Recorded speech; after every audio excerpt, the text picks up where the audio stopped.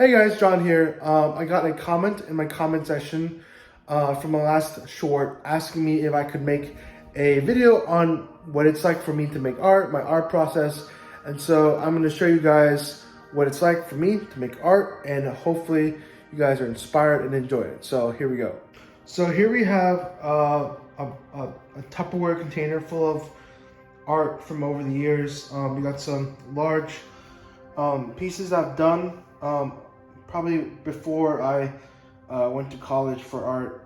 So we'll start with just this big old bucket. A lot of my art over the years has been made while I was in the hospital, so you'll find like old folders from psych hospitals, some exercises and old phone numbers and helpful messages, kind messages. And then we have the grinding, grind session of like, over the years I've had to work on characters designs, not because I was good at it, but because, I really wanted to get better at different kinds of art. So lots of scraps, and some of them are not that bad. I mean, obviously they need to get improved on and stuff. Well, here we go. Also, there is a, I'm gonna put a content warning. There's some pretty graphic stuff in here. I might cut it out because I was in a dark place. So a lot of these, a lot of being an artist is not so much about making fancy stuff. It's trying to get better at your craft. These are some quick, terrible sketches of me trying to make a design. These are reminiscent of contour line drawings that I've done over the years. I think this is summer 2019. I really fell in love with contour drawing over the years. It's very freeing and abstract, but you can still make like stuff that works for you. So we have more contour drawings. And if you can't tell already, a lot of my, especially with contour drawings, it's very expressive. I usually try to be very expressive with my my art, especially in the beginning. So you have these goofy little characters. They're done contour, and then just more of that. I find contour to be very freeing, because part of it is just you have to just commit to the line you're making. You can't hesitate, or else it won't look good, or it will look like you're hesitating. That's the most important part. So this whole chunk is from a couple years ago, being in hospital. So you have some abstract stuff reminiscent of Piet Mondrian. Oh, holy crap, these are good. I forgot I made these. What the heck? So very much the blue, yellow, black, white inspiration that I got from Piet Mondrian, famous abstract artist. So holy crap, I forgot I made these. Wow, these are really good. I forget that over the years I've gotten better in art, so sometimes I don't give myself enough credit. These are probably from 2015 to 2018. I have a picture of Markiplier over here. A quick little color field sketch. It's by Mark Rothko. This was when I was manic. I was making some really abstract drawings that had a lot of faces in it. Here's one from probably 2014. This is just a colorful parrot looking thingy. And then I drew Edward Elric from the Fullmetal Alchemist, but it didn't turn out as great as I wanted it to be. And then you got more abstract stuff.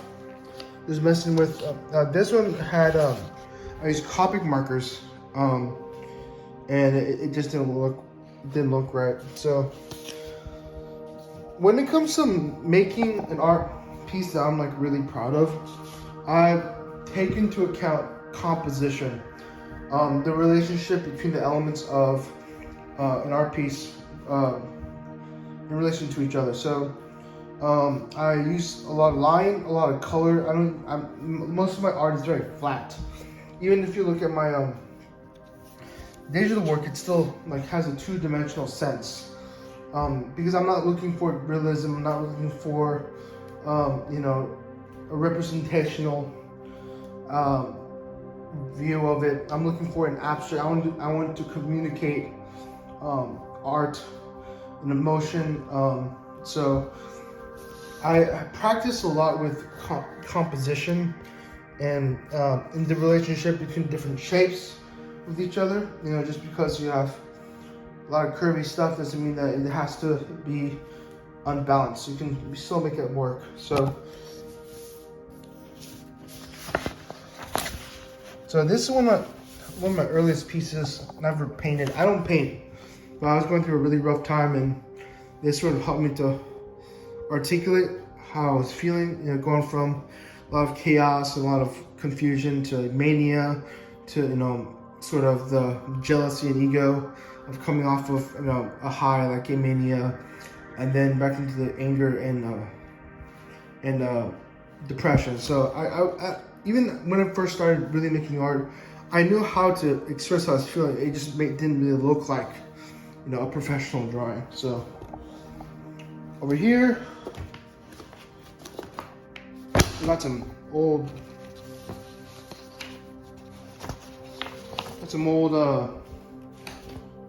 hospital paperwork, but you can see that I still spent time working on my craft. This is a jujitsu thing. Oh no, that's not that.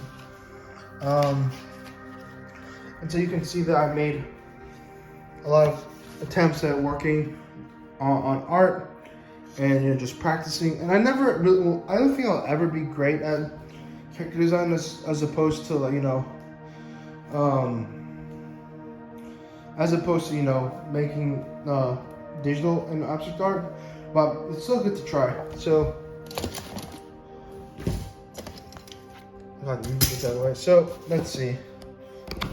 Oh wow, I forgot I had these. So these are some of my digital prints. Oh, it's so nice to see them in like actual, like seeing them physically. Oh wow, okay. That's really, wow. Whew. Yeah, I mean, I'll probably have to talk about my digital art in another video, because man, these I'm really proud of these. I worked really hard on them, and it's not so much like working as in like, you know, like having to grind through fundamentals. It's just developing the I don't say muscle memory, but developing the intuition to understand what looks good, what doesn't look good. So here we have a lot of my original art. A lot of lines. For me, line is indicative of a thought, thinking, logic. So a lot of times whenever my lines are, you know, all over the place, it means that like I'm just having a really hard time concentrating. Or, you know, with the color, it helps to identify emotion. So depending on what kind of emotion or thought I'm having, I'll just go with my instinct and, you know, fill a page with, you know, these abstract expressions of how I'm feeling. So this one I did in the hospital. This one I did in the hospital, and I never thought I would ever draw, because I was a musician before this, and I made a lot of music, and I was a trombonist, and so I went to hospital, and I had to withdraw. So this is one of the first pieces I've made in the hospital. That was like you know, legit, like I wanted to do art sort of thing. So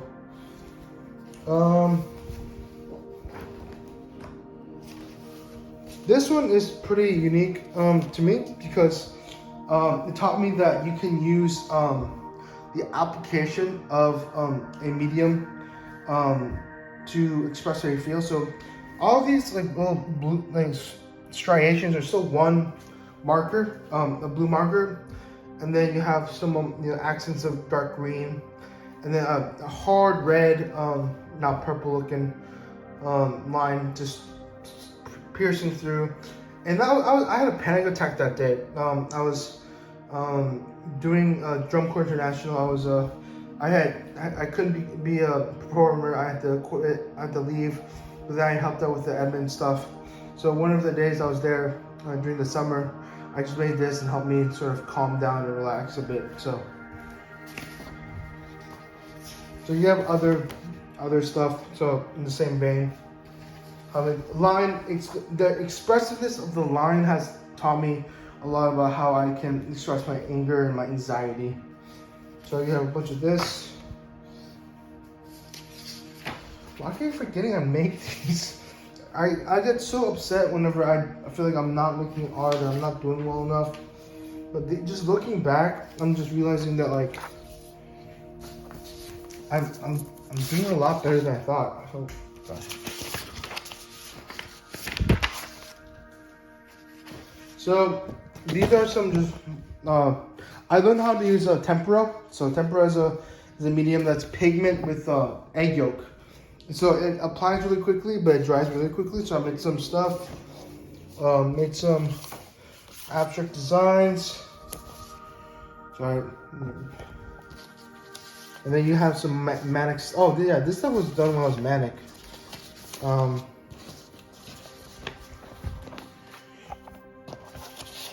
This was some pretty crazy stuff. It's funny because whenever I was doing this one, I was telling myself, you have to be, you need to calm down. It's gonna be okay. But even when I say that, in this drawing, it's very anxiety-inducing drawing. So you have anxiety and you have the mania, and basically say that I'm better than everyone else. And that was when I was manic. I don't believe that now, but that was definitely time whenever I was not mentally stable. So you got some other stuff that remind me of like a drummer.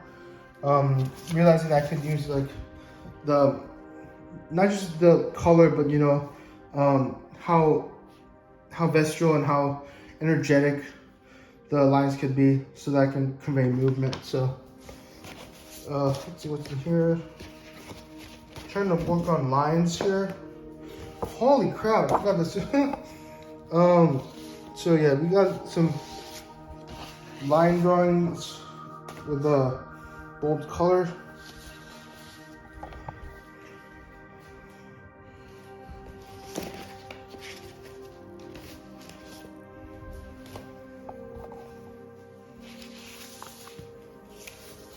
Wow. Yeah, oh my gosh, I keep forgetting I made all this stuff.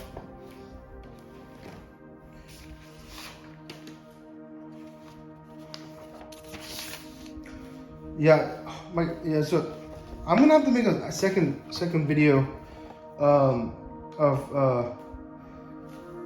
this, because this is gonna take way too long. Hey, so I didn't realize that I had so much art to look through, which is not a bad problem to have. It shows, that I've done this for a while. But I'll try to make another, I guess, make a series out of this, of showing you my art. So I've shown you like the very beginning stuff, or some of it, and I just want to show you like the rest of it, and then my digital art and how I do that. So I didn't realize this could take that long, but thank you so much for watching, and I'll see you in the next episode of this series. So thanks a lot. Bye.